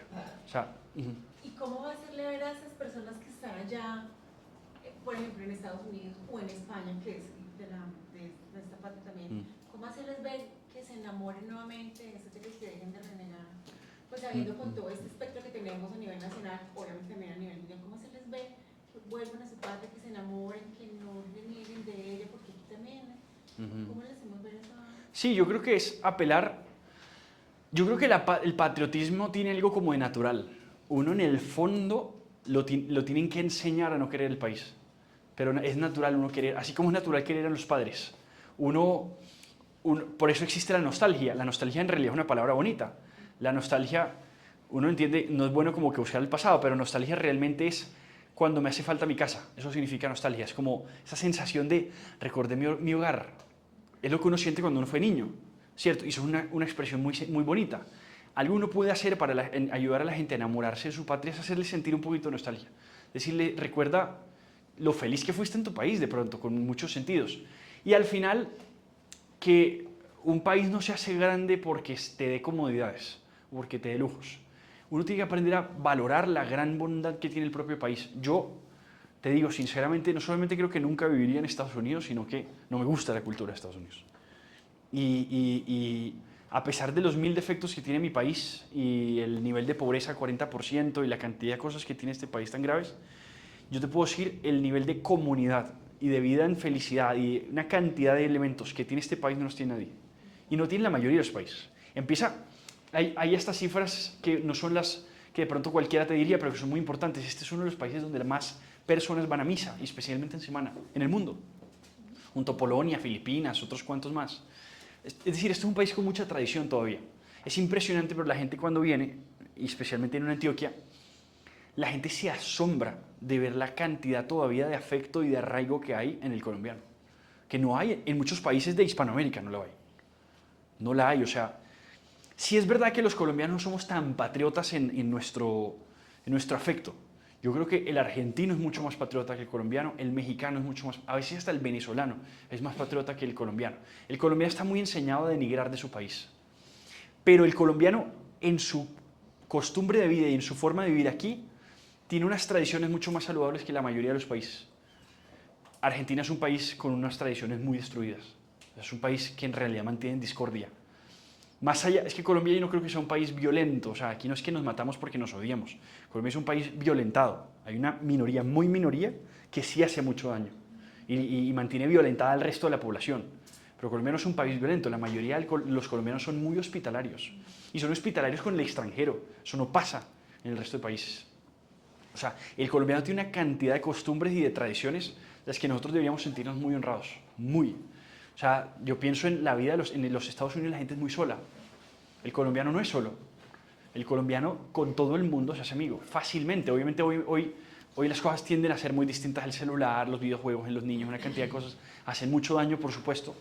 Pero es impresionante el nivel de soledad que padecen en estos países que uno dice que son desarrollados. Entonces, ¿cuál es el precio del desarrollo? Y muchas otras razones. Al final, el colombiano tiene, por ejemplo, el paisa, casi que el paisa tiene el vamos a donde la mamá el fin de semana, vamos a la finca el fin de semana, o sea, tiene como esas, todavía esos pedazos casi que muy judíos, o sea, el Shabbat, o sea, esto es sagrado para la familia. Y en general, o sea, el colombiano tiene mucho esto, los espacios de casa, de familia, que no tienen otros países, o sea, la gente vive sola y muere sola. Usted se va a Suecia y 1 de cada 4 viven solos y mueren solos. O sea, que la gente se entera que se murieron porque el olor, o sea, y que los entierran solos, o sea, gente en la absoluta soledad, ¿cómo es una vida así? Realmente uno dice, los colombianos pasamos las cosas más horribles acá, o sea, la violencia, tenemos una cantidad de elementos terribles que hay que cambiar, pero nuestro país tiene una riqueza que pocos países en el mundo tienen, y uno tiene que enamorarse de eso. ¿Por qué? No por hacerse como el ignorante o el que no se da cuenta de todo lo demás. Claro, tienes que dar cuenta que es un país violento, con muchísima pobreza, es igual todo. Sí, pero el tiempo es que tienes que ser consciente de lo bueno para reforzarlo y para ir saliendo de lo malo. Y yo creo que un camino a eso es despertarle ese tipo de nostalgia al colombiano cuando está en Estados Unidos, porque yo sé que eso sí le hace falta. O sea, yo conozco mucho colombiano en Estados Unidos y una cosa que les hace falta es ese sentido de comunidad, que allá se pierde, o sea, allá se siente una soledad, allá hay una sobrecarga por el trabajo, hay una vida orientada al desarrollo y al lucro y a la economía, que aquí no, aquí las prioridades son otras. Como mandarle videitos, diciendo, ay, vea qué rico, estamos aquí con la familia y los amigos, ¿qué estás haciendo por allá? No, y al final... Sabes que se tenga la oportunidad. Sí, es decir, al final, uno lo reconozca o no, uno siempre extraña su tierra. El tema es que, claro, hay países que por su desarrollo te ofrecen comodidad, te ofrecen una cantidad de otras cosas que uno dice, no, esto en Colombia no, por la violencia uno queda traumado. Es decir, uno tiene muy malas experiencias de su propio país. Y hay que decirles que eso es verdad, pero no es toda la verdad. También está el otro pedazo de todas las grandes riquezas que te dio este país y que uno se da cuenta cuando viaja. Yo realmente es que me pasa como con el café, me pasa con el resto de cosas. Usted viaja y se da cuenta que el café de Colombia es el mejor del mundo. Enseguida, porque usted dice café tan feo en cualquier parte que vaya. Y lo mismo con muchas otras cosas. O sea, que uno dice, uy, o sea, esta gente tiene una cantidad de lujos como de primer mundo, lo que sea, que sí, pero es impresionante las ausencias que tienen. Que yo digo, yo no viviría, o sea, y yo no hubiera deseado nacer en ninguno de estos países. O sea, me siento tan feliz de haber nacido aquí y en ningún otro lugar. Con el tema del mestizaje, por ejemplo, pues que España nos colonizó, ¿cierto? Hizo el tema del mestizaje pues para compartir esa cultura. Por ejemplo, los ingleses cuando colonizaron a Australia los mataron a todos. ¿Hay algún otro ejemplo que haga mestizaje, que haya hecho mestizaje como lo hizo? Pocos, bueno, en Portugal, lo que pasa es que Portugal fue España también. Cuando el rey era Felipe II, realmente Portugal hacía parte de España y por tanto Brasil hacía parte de España también. Pero allá también, digamos, en Portugal se ve también el mestizaje hasta cierto punto, porque también lo mismo, o sea, la Orden de Cristo fue una gran, digamos, obra misionera que llegó a Portugal y que casi fundó Brasil. Es decir, Brasil no fue fundada por una orden religiosa que se llama la Orden de Cristo, y allá hubo mucho mestizaje. Realmente pocos más, es decir, realmente los ingleses fueron muy pocos, los franceses menos, y el francés no era expansionista, no era muy de imperios, realmente los imperios eran el inglés y el español, digamos, predominantemente, por lo menos en este hemisferio, y los ingleses no se mezclaban. Los españoles sí, y mucho. Pues por eso todos tenemos colores tan distintos. He escuchado que no es la primera vez que intentan acabar con los cristianos, más o menos ese fenómeno de la caída del cristianismo, ¿cuántas veces lo podrán haber intentado? Sí, pues cada cultura de alguna manera se precia de rechazar el cristianismo. Desde la Ilustración, de ahí en adelante eran como que ya derrotamos a Dios y no sé qué, y todos se mueren y... O sea, este fenómeno puede que sea como cíclico, lo ¿Sí? que decía que se han acabado, de las 19 civilizaciones, 17 han muerto por suicidio. Entonces esto lo han intentado hacer ya muchas veces y siempre hemos sobrevivido por gracia de Dios. O sea, las civilizaciones siempre se mueren. Eso es lo normal de toda civilización, ¿cierto? Digamos, así como el ser humano, nacen, crecen, se reproducen y mueren. Y eso es lo que seguramente en algún punto iba a pasar con Occidente. Y lo que más o menos muchos dicen es que Occidente está ahorita en su fase ya de mayor decadencia. O sea, es como Roma en el siglo V, más o menos. Y hay muchos autores que dicen eso. Dicen que uno de los signos es cuando Sí, digamos, la reducción de la población, hay una cantidad de elementos, pues. Y la mayoría de veces eso ya es como inevitable, pues. Pero hay gente que dice que sí es evitable. Al final, yo creo que las civilizaciones sí se mueren y es casi siempre inevitable, pero lo que sí quedan es restos pequeños de personas que conservan como ese fuego y eso continúa. Y eso es lo que continúa. Es la tradición. Hay una frase muy bonita que dice que la tradición no es la adoración de las cenizas, sino la preservación del fuego. O sea que no tenemos todo perdido.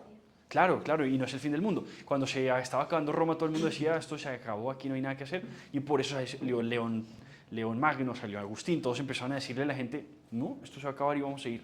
Y no va a pasar nada, se reconstruye. Y yo creo que con los tiempos en los que estamos, las guerras, todo eso, y con los desarrollos de tecnología, o sea, yo lo que sí creo que va a ser un reto muy grande para esta civilización es todas estas ideologías como transhumanistas y todas estas tendencias transhumanistas. Pienso, o sea, el aborto y la eutanasia están y van a ser muy graves y lo que quieran, pero hay otras que vienen ahora que lo que hacen es que sin darnos cuenta estamos como construyendo un mundo sin el ser humano, sin nosotros. Entonces pensemos, por ejemplo, hoy hay un problema de ausencia de población tremendo. El mundo se va a quedar sin población como nunca. Ustedes son conscientes de eso. Desde el año 1300, que es la peste negra, la población siempre crece. Son más los que nacen que los que mueren. Hasta hoy, o sea, hasta ayer, pues, durante muchos siglos la población crecía, hasta ahorita. Y en el 1300 la población decreció por una cosa que se llamó la peste negra, la peste bubónica, que eso cortó un tercio de la población. Eso es una cosa tremenda. Bien, hoy lo interesante es que el fenómeno depoblacional es no causado por ningún factor externo.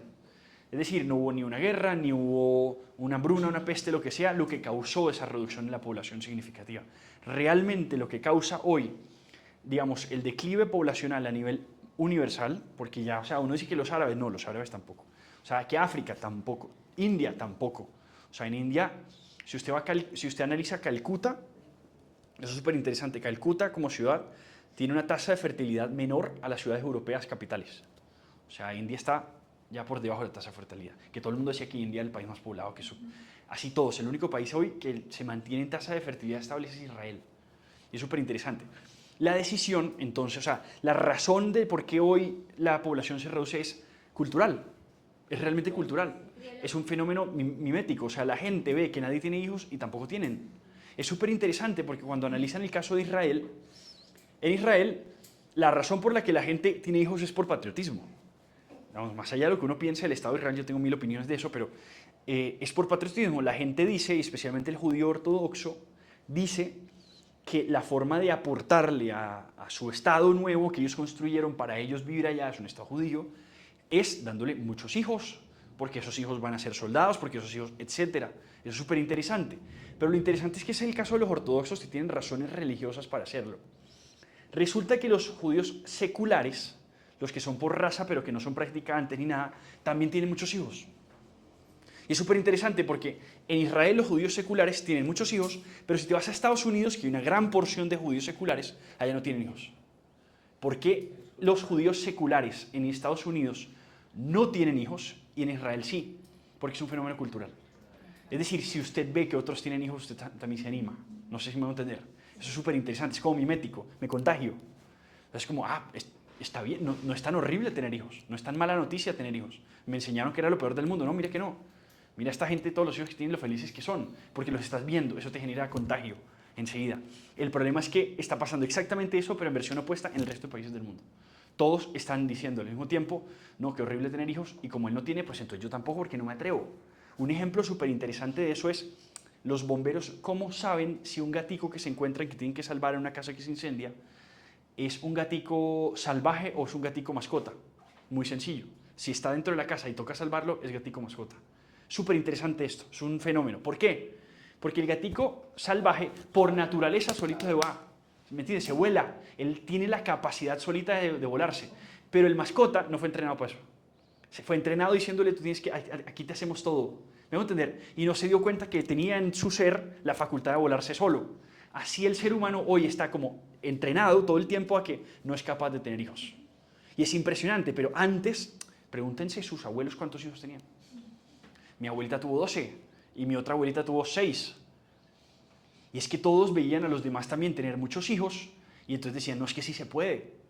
Eso es súper interesante. Y dos, además es un factor cultural, es muy interesante porque uno diría, no, es que las condiciones hoy de pobreza, de dificultades económicas, y es cierto que las hay. Hoy en día todo lo construimos o sea, hoy en día los apartamentos son un pedazo así de baldosa, pues, y está hecho todo para que la gente viva, ¿me entiendes? Y es súper interesante, eso es cierto, pero lo que está descubierto es que los países desarrollados, la gente más millonaria, por así decirlo, aún así decide no tener hijos.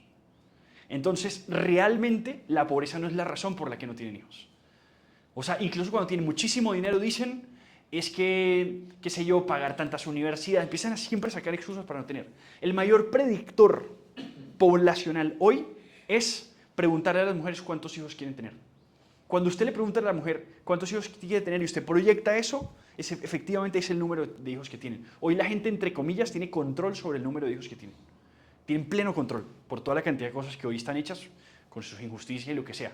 Pero eso te dice, entonces, que el problema es que la gente está decidiendo realmente no tener hijos. Y está decidiendo por miedo, o sea, porque realmente ve que nadie más y dice, entonces yo tampoco soy capaz. Y eso va a ser un problema muy grande. Además, es un gran mensaje, eso creo que lo dijimos antes de ayer, es un gran mensaje de desesperanza. Porque si vivo un mundo que se está acabando, yo digo, pues ¿para qué traer niños a sufrir? ¿Yo para qué tengo hijos en este mundo? Es de alguna manera es una especie de gran señal de desesperanza. Y cuando se analiza la decadencia de las civilizaciones, uno ve que hay un gran elemento de esa decadencia que es la crisis poblacional. Roma sufrió crisis poblacional. Eso es impresionante, o sea, es que la historia se repite o sea, por eso es importante estudiar las civilizaciones, porque usted las estudia y usted dice, pues en esas estamos aquí. El ser humano es el mismo hoy, hace 2000 años. Julián, el padre Javier Oliveira Rabasi, en el libro de la cristiandad, narra pues, cuando hubo la época de la cristiandad, ahorita en inicios del siglo XIX, y él dice que pues, hubo como un acuerdo entre el gobierno comunista y la iglesia de no hablar lo que pasó en la cristiandad por 20 años. Y ese de no hablar es la consecuencia de esa juventud entre esos 20 años, no sabe nada de su historia, no sabe nada de lo que pasó. Y ahí es muy fácil llegar, cuando usted no sabe nada, es llegar a deconstruir, ¿no? Es volver a sentar, venga, les vamos a enseñar esto. Y ustedes no saben por qué lo callamos y les vamos a enseñar eso. Yo creo que esto está pasando de pronto con mucha gente de Colombia, que es eso, no han conocido la historia. Muchos jóvenes de hoy en la universidad van a lo que la basura que les enseñan allá y ellos se crean una idea aquí. Y yo creo que también para eso de no querer tener hijos, yo creo que el motivo más lindo para tener hijos lo encontramos en Tobías, en el capítulo 8, cuando Tobías se va a casar con Sara y los otros le tenían un hueco ya para enterrarlo porque el demonio le había matado 7 maridos, ¿no? Ya le iban a enterrar y él, en vez de consumar el matrimonio con ella, lo que hace es orar y le dice, como Yahvé, no tomo a esta mujer o a mi hermana movido por lujuria, sino para tener hijos que alaben y glorifiquen a Dios. O sea, ¿me entiendes? Si uno piensa en tener hijos para que alaben y glorifiquen a Dios, yo creo que uno dice, vamos a volver pro vida. Sí, sí. Pero esa frase de Antonini que me pareció chévere en la convención pro vida, que él decía, Jesús nació en un pesebre para enseñarnos que usted no necesita plata para tener hijos. Buenísimo, es totalmente cierto eso. Sí. Cuando dices que ahorita el peligro más grande que tenemos como humanidad es el transhumanismo, Chile acaba de sacar no sé hace cuánto unos derechos que se llaman neuroderechos. ¿Es para proteger esa parte del transhumanismo? No sé, no los he mirado. Sí, eso salió ayer. No los he mirado. Sí. Pues estaban hablando del transhumanismo y estaban hablando un punto que el primer país que ya metió eso. Sí, que ya porque se están dando cuenta del peligro de fusionar lo que dice, partes robóticas y de tratar de sacar la conciencia de una persona y meterse como películas como Chappie, como Transcender, como la última película de Tron ahorita, eso es un Tron Ares, es un programa de computación que se vuelve, o sea, se viene a vivir y vive aquí entre nosotros. O sea, me parece loco, pero hay mucha gente trabajándole a eso, mucha gente con mucha plata. O sea, uno tiene que analizar todos esos fenómenos. Por ejemplo, el tema del transhumanismo, el tema de la maternidad subrogada, es una forma transhumanista de tener hijos. Es pagarle a muchas veces mujeres muy ricas de primer mundo pagarle a mujeres muy pobres para que le alquilen sus vientres. Nosotros tenemos casos aquí en Medellín, o sea, de exactamente eso. Yo creo que todo eso son retos, el tema de la inteligencia artificial es un reto. Y con respecto al tema de la historia, Edwin, que me pareció muy bueno, Tomás de Aquino enseña que que hay 3 cosas que ayudan a la prudencia, que son la habilidad, la memoria y la otra es la experiencia, me parece, se la debo. Y entonces dice que es súper interesante porque la memoria ayuda mucho a la prudencia. En la medida en la que usted conoce su historia, tiene buena memoria de lo que ha sido su vida, usted toma buenas decisiones. ¿A qué voy con esto? Ese ejercicio, digamos, de reescribir la historia y de dañar la historia se debe mucho especialmente a eso. Yo, por ejemplo, una vez hablaba pues entrevisté hace mucho a un tipo que era de Taiwán y era súper interesante porque ustedes saben que ellos están en esa guerra todo el tiempo con China y que muchas veces cuando los invadían chinos y todo eso entraban a sus casas, los cuadros de sus padres les rayaban o les dañaban como con la uña los rostros de los cuadros de sus padres, porque en esa medida no se acordaban de ellos. O sea, estaba súper bien calculado, claro, les estaban generando un desarraigo. Olvídese de sus padres. Les borraban el rostro en las fotos, con el fin de olvide su historia. Y Mao tenía esa idea, o sea, Mao tenía una frase que él decía mucho que era, tenemos que declararle una guerra a los 4 viejos. Entonces él decía la vieja cultura, las viejas tradiciones, las viejas costumbres, las viejas virtudes, algo así. Entonces era todo lo que es historia, cortemos con eso. Los chinos pues tenían esta tradición del confucianismo, que de todos modos era una filosofía milenaria y muy interesante. Este hombre acabó con el milenarismo en el confucianismo en el 60. Se dejó de enseñar a Confucio como filosofía que hizo la civilización china y se fundó la de Mao, que era el Pequeño Libro Rojo. El Pequeño Libro Rojo es una colección de discursos de Mao Zedong, que es el segundo libro más impreso en la historia de la humanidad. Y este tipo, después de la Biblia, exacto. Y este libro es un pequeñito libro con discursos de Mao que se le van a todos los niños desde el colegio. Entonces, claro, te estoy reescribiendo la historia, estoy dándote otra historia. Entonces ya todos esos niños crecieron, es impresionante. China es una cosa de locos. China, como en el 70 y algo, puso la política de un hijo. En el 2016 la quitó, o lo amplió, pues puso 2 hijos. En realidad hoy se puede ya tener más hijos. Usted paga algo y ya puede tener, ya la gente no tiene hijos. En China o sea, nadie tiene idea de lo que significa tener hermanos. Usted no tiene hermanos. O sea, no existe la noción de un hermano, porque eran puros un hijo o ningún hijo. Nadie tiene hermanos en China. Entonces, eso son cosas que uno dice, menos mal, gracias a Dios nací en Colombia, pues. Sí. Eso psicológicamente es muy diferente a uno, ¿no? Sí, claro, la vida de un chino o sea, imagínate lo que eso impacta. Y una pregunta, con respecto a los símbolos que son unidad, ¿cómo hacer de pronto con los símbolos que son contrarios a la fe que se pueden mantener en el país? Buenísimo. De pronto incluso festigándose una independencia, pero independencia, pues, ¿de qué, cierto? De pronto de la fe, ¿o qué? Súper buena pregunta. Hiciste la pregunta más buena y más difícil. Porque, ¿qué pasa? Uno tiene que reconocer y agradecer la historia y lo de atrás. Uno tiene que pulirla y tiene que podarla. Por ejemplo, en nuestro escudo nacional, el símbolo del gorrito este rojo, eso es un símbolo masónico. El gorro frío. El gorro frío. Ese gorro, o sea, y entonces es interesante porque muchos de nuestros libertadores fueron masones. Y la historia de ellos era en realidad una historia llena de grises. Es decir, llena de bondades, porque en muchas cosas un Bolívar era conservador y en otras era súper masón terrible. ¿Por qué le decimos pastuzos a los pastuzos? O sea, ¿por qué nos burlamos de los pastuzos como pastuzos, que son bobos y no sé qué? Porque ellos eran realistas. Ellos defendieron a la corona española en tiempos de Bolívar. De ahí viene la famosa Navidad Negra. O sea, los pastuzos detestan a Bolívar, porque ese hombre causó una masacre en Pasto. Y de hecho los pastuzos siempre han sido... Es interesante, usted va a Pasto y le llama a la ciudad teológica, hay una iglesia en cada esquina. Eso es impresionante, hermoso. Es preciosa esa ciudad. Y realmente no es que eran bobos, es que eran muy inteligentes. Es que ellos empezaron a darse cuenta que al tiempo que se daba la libertad de nuestra nación, se daban también una serie de rupturas, porque aprovecharon pues, con nuestras tradiciones, entre esas con la fe. Al punto en que nosotros, cuando tuvimos a Tomás Cipriano Mosquera, eso fue en el 1860, más o menos, que fue la época dura de los radicales liberales, el liberalismo radical, que es del 60 al 80, 1860, 1880.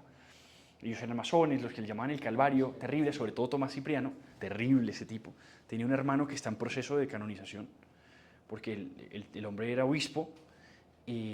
Tomás Cipriano Mosquera al principio inicia su carrera política siendo conservador, envió a su hermano, no sé qué, después se cambia drásticamente y se hace un tirano. Él nos entregó el Capitolio Nacional, algunas cosas en el Capitolio está la estatua de él, pero fue un tirano. O sea, fue un tirano al punto en que se cuenta que su hermano le dio la bendición con la izquierda, lo exilió, expulsó a todas las comunidades religiosas de Colombia, y él entró en guerra con Ecuador, Tomás Cipriano Mosquera. Y en guerra con Ecuador era presidente Gabriel García Moreno, el presidente de Ecuador.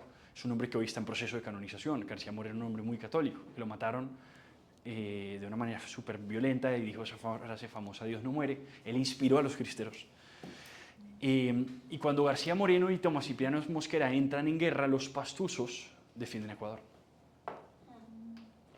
Entonces uno que les dice a los pastusos que no son inteligentes, por el contrario, esa gente sabía dónde estaba. Esa gente sabía qué era lo importante. Recordemos que ese fue todo el territorio de evangelización de un hombre santo llamado Ezequiel Moreno. Entonces es súper interesante. O sea, entonces, claro, ¿a dónde voy con esto? Que uno tiene que ver la historia con todas esas oscuridades y sus bondades. De Bolívar, reconocer grandezas como reconocer también aspectos horribles. José María Córdoba lo mató Bolívar. Famoso, digamos, y José María Córdoba es un prócer nuestro, digamos, de los antioqueños. Y uno tiene que reconocer todo, y muy a la aplicación de San Pablo que dice, examínalo todo, quédate con lo bueno y desecha lo malo. Y yo sí creo que en ese sentido uno sí debe buscar limpiar. Por ejemplo, si me preguntas a mí, ¿tú cambiarías el escudo nacional? Si yo fuera dictador de Colombia, estoy molestando, cambiaría el escudo nacional, por seguro. O sea, si tuviera la oportunidad lo cambiaría, claro. Hasta la bandera le pondría el Sagrado Corazón. Pues porque sí, pero es que no es refundar, es decir, es continuar, ¿me entiendes? Y es mejorar. Yo no haría otra bandera. Yo trataría de mejorar y pulir lo malo. Que yo creo que ese sí es el ejercicio patriota, y eso es importante. No todo hay que recibirlo. No todo es regalo. Vamos, uno tiene que recibir, pero uno tiene que saber que hay cosas que no. Uno también tiene que ir podando. Como lo que te dan tus padres. Tus padres te dejan una herencia de 1000 cosas, pero de pronto te dejó una mala conducta. El padre que hacía tal cosa, hombre, yo agradezco a mi padre, pero esto no. Esto lo voy a cambiar. Voy a hacerlo mejor. Entonces, honra padre y madre, deja padre y madre. O sea, el punto está siempre en esa actitud de hacer las dos. Ese es el punto más importante. En la historia lo mismo, o sea, reconocerlos. Unos fueron mejores que otros. Creo que Simón Bolívar antes de morir como que hizo un decreto de que todos renunciaran a la masonería, e incluso dicen que murió pobre por eso, porque al final renunció a la masonería cuando se dio cuenta como todo en que lo que lo habían engañado. Interesante, no sabía. ¿Quién más? Yo quería hacer una, Dale, Juli. pues como, ahorita que se habló pues como del mestizaje y como venimos hablando pues como de esa herencia hispánica, pues como que quede súper claro que no fuimos colonizados porque acá no éramos colonias sino virreinatos. Entonces acá fuimos conquistados y Marcelo Gullón habla más de liberación, porque estábamos como en la esclavitud, no teníamos a Dios, hacían los sacrificios humanos y ya con el evangelio, entonces para que Así la importancia del lenguaje, nunca fuimos colonias, fuimos virreinatos. Y los virreinatos eran la forma de gobierno natural del Imperio Español. Es decir, en España también habían virreinatos. Entonces, esto eran reinos como esos. Y lo que tú dices, semana, en Colombia eran Cartagena y Bogotá. Eran los dos centros del poder, pero pues en toda Colombia. Pero el virreinato era el de Nueva Granada. Entonces estaba el de Nueva España, que es México, y toda la parte, digamos, un pedazo de Centroamérica. Estaba el de Nueva Granada, que comprende un pedazo de Centroamérica, Venezuela, Ecuador, Colombia y tal. ¿Cómo? Sí, que es lo que luego fue la Gran Colombia, un poquito menos. Y luego está el de Perú, que estaba debajo. El virreinato de Perú. Entonces nosotros éramos Nueva Granada. Era Nueva España y Nueva Granada. Nosotros, Granada por el territorio español. Eso. Sí, bueno.